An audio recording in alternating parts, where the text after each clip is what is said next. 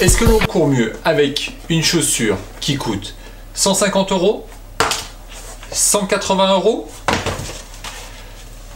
260 €, 300 € ou avec une chaussure à 12 €?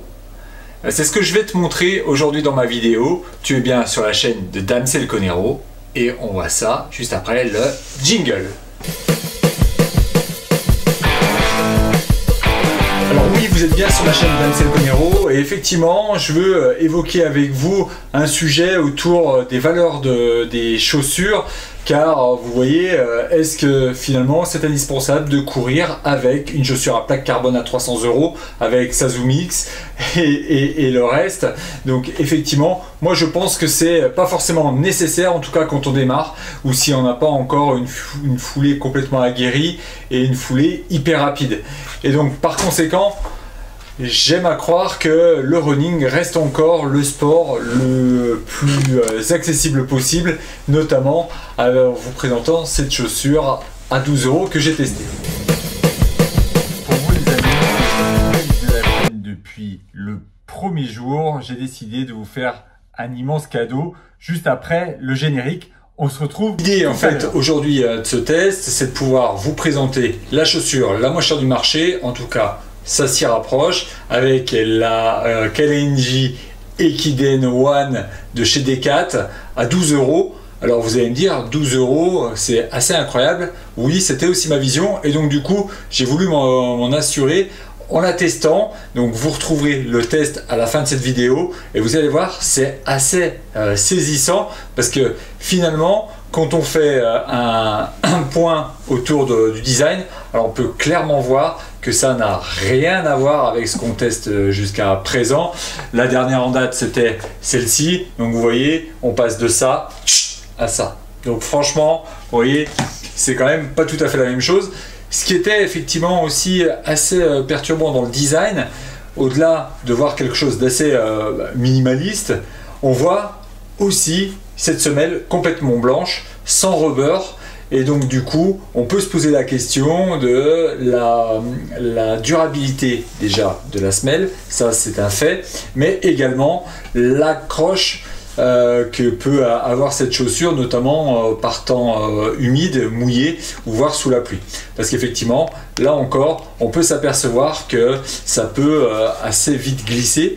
Et je pense aussi que c'est une chaussure qui aura peut-être des difficultés dans la durée. Ceci étant, est-ce que courir avec une chaussure à 12 €, ça empêche les choses?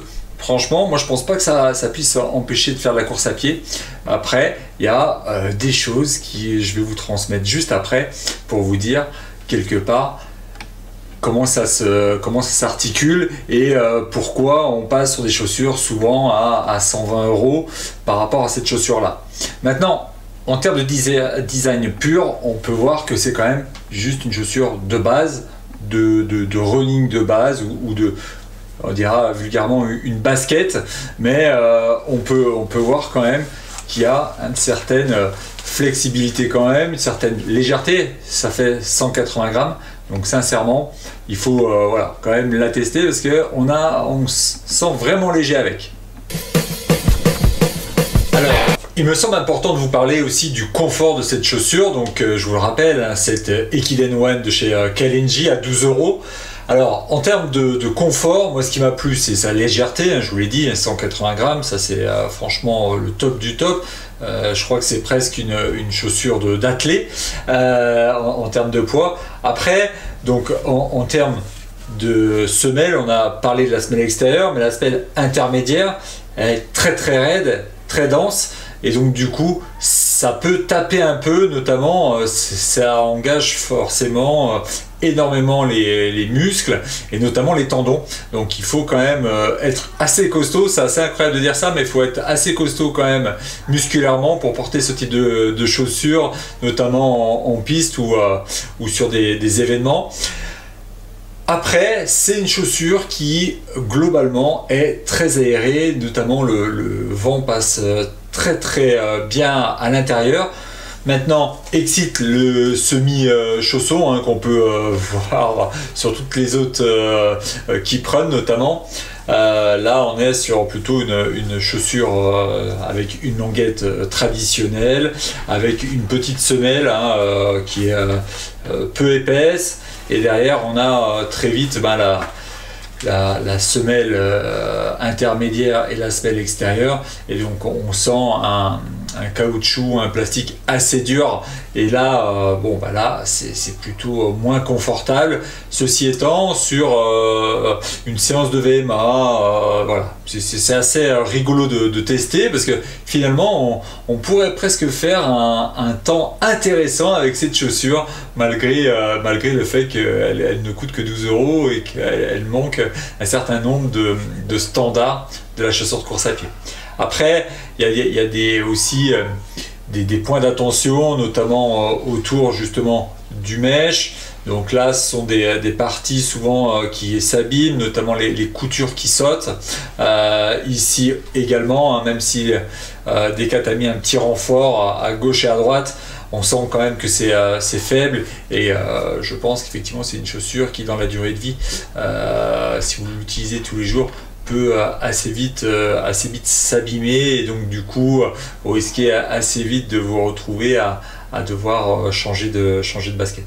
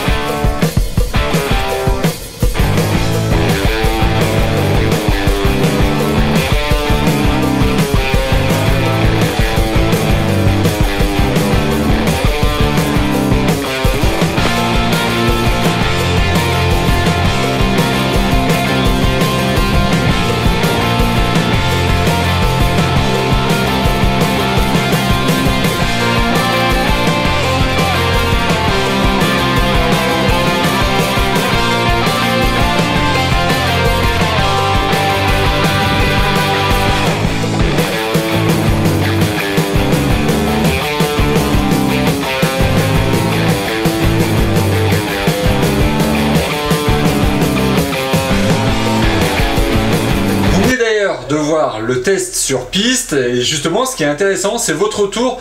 À votre avis, quelle est la durée de vie de cette chaussure en termes de kilomètres? N'hésitez pas à le mettre en commentaire. Mon avis sur cette chaussure, vous l'imaginez, par rapport à tout ce qu'on a testé jusqu'à présent, le design pour moi, il n'est pas digne d'une chaussure de running. Ceci étant, il y a plein de belles surprises. Maintenant, est-ce que je la conseillerais à un runner? Alors oui et non. Alors oui, si c'est un runner débutant. Pourquoi? Parce qu'il aura tout simplement des différences de training, donc du coup il va alterner course, marche, et peut-être même faire des petites séances pas très longues avec. Donc là, en ça je dis oui et non pour un runner régulier. Pourquoi? Tout simplement peut-être parce qu'il est déjà sur le niveau au-dessus en termes d'intensité, et là je pense que ça peut peut-être poser un certain problème, notamment peut-être un risque de blessure. Un risque de blessure, et encore c'est pas dit, parce que finalement c'est pas la chaussure qui crée la blessure, mais c'est bien le coureur et sa façon de courir qui fait que le coureur se blesse, et la chaussure n'est qu'un élément et un facteur aggravant finalement de cela. Donc sincèrement, en ça, je pense pas que ce soit une chaussure qui soit plus blessante qu'une autre, mais elle peut accentuer des petites blessures, et c'est en ça qu'il faut être vigilant. Après, ce qui est très intéressant selon moi, c'est qu'on peut travailler quand même la position de son pied, et c'est souvent d'ailleurs l'écueil qu'on me fait beaucoup, c'est de beaucoup plus travailler dessus, et en ça je pense que je vais la garder aussi pour continuer à travailler des éléments spécifiques justement de ma position de pied à l'intérieur. Même si je vous ai dit qu'on n'était pas hyper maintenu, ça fait quand même le taf, et donc du coup on peut quand même progresser sans doute avec cette chaussure. Maintenant, je pense que c'est aussi un très bon point de pouvoir démarrer avec une chaussure si on n'a pas 180 ou 300 € à mettre dans une paire de baskets. Là, ça vous permet de vous mettre le pied à l'étrier et de débuter le running, et puis ensuite de passer sur des chaussures de type intermédiaire. J'en testerai une d'ailleurs plus tard, aux alentours de 35 ou 45 € pour vous montrer aussi la différence entre celle-ci et cette fameuse chaussure. Donc ça, j'y reviendrai dans un autre épisode. Je vous ai fait le retour sur cette Ekiden One de chez Kalenji, Decathlon. Donc on l'a vu, plutôt une chaussure minimaliste. Elle le serait vraiment si le drop n'était pas de 10. 180 grammes, 12 €, rapport qualité-prix imbattable pour les débutants essentiellement, et également si vous voulez faire des séances un petit peu spécifiques pour travailler votre pied. J'espère que cette vidéo vous aura plu. N'hésitez pas à me dire si vous avez débuté avec cette chaussure, si vous la connaissez et quelle durée a-t-elle eu à vos pieds. Comme ça nous fait aussi alimenter justement ce suivi, et c'est très intéressant pour tout le monde. Moi, je vous remercie 1000 fois. Je vous dis à très vite pour une nouvelle vidéo. N'hésitez pas à liker, mais également à vous abonner. Ça fait grandir la communauté. Et puis je vous dis on the road again.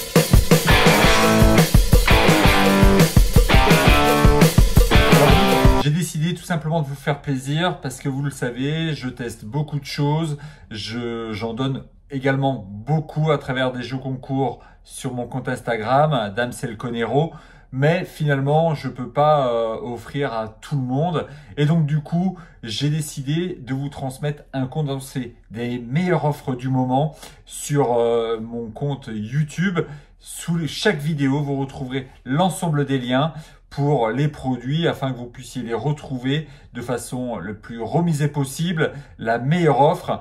Et donc du coup vous allez me dire, c'est des liens qui sont subventionnés. Oui, effectivement, ça aide tout simplement à subventionner la chaîne, rassurez-vous. On fait pas, en tout cas moi je fais pas de bénéfice là-dessus. Ça permet tout simplement de vous proposer de meilleurs contenus, de meilleure qualité, d'aller chercher de nouveautés, car certaines nouveautés ne sont pas complètement subventionnées par les marques. Donc voilà, ça aide à faire grandir la communauté et ça vous permet de vous équiper à moindre coût avec les produits que j'ai pu tester s'ils vous ont plu. Donc voilà, vous retrouvez tout en dessous de cette vidéo, donc n'hésitez pas à aller voir et puis voilà, si ça vous fait plaisir, si vous trouvez votre bonheur, prenez ce que vous souhaitez. En tout cas, c'est vraiment de bon cœur que je vous offre ça. Je vous dis à très vite, bon équipement, ciao ciao.